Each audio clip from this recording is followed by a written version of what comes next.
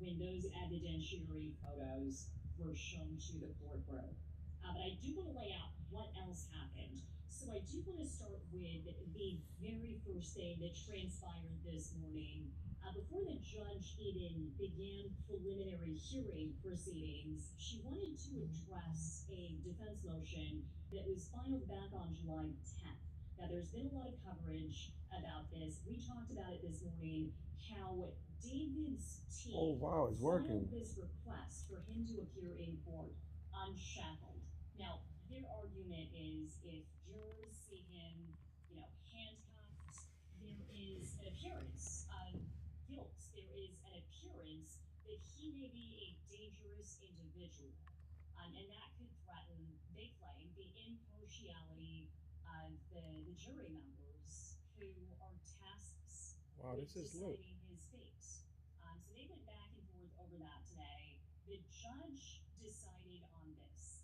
She says the defendant, David, can actually be unshackled in court, but she did allow his handcuffs to be removed. And she says that is going to help facilitate the passing of notes, which is permissible between David and his defense attorneys. So they implemented that this morning. They uncuffed his hands, but his waist and his feet still remain shackled. So they got that out of the way, and then very promptly they started these preliminary hearing proceedings. So they called 3 witnesses to the stand today.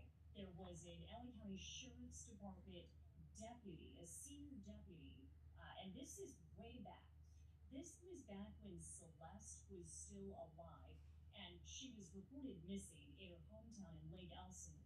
This is a different county. This is in Riverside County, and apparently that sheriff's office contacted LA County to go and investigate.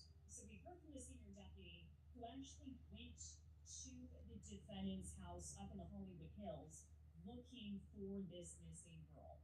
Celeste would have been 13 at the time. We saw body camera footage of this senior deputy and his partner being let into that house by David, having a conversation with him, and then being shown photos on David's phone of Celeste. David said, yeah, he knew her. He met her online at the end of 2021. And he claimed to deputies that he hadn't seen her in months. But he pulled up her yearbook photo and said she told him she was 18 and not 13. So that was the first witness we heard from today. After that, prosecutors called up an LAPD detective from the Robbery and Homicide Division. This detective was the one who was sent to the Hollywood tow yard after David's Tesla was towed there. And because of a foul stench of decomposition, police were called, and they found what ended up being Celeste's remains. We ended the day by hearing from a third witness. This was a business associate of David's. He did primarily accounting work, financial work for a record label that worked with David when he first came to LA from Texas. And a lot of the questioning there, a lot of the cross-examination from both prosecutors and defense attorneys had to do with management of David's finances. Who was paying the bills? Who was reviewing expenses? And just how much money was involved in this operation around this budding artist with what's been described as a multi-million-dollar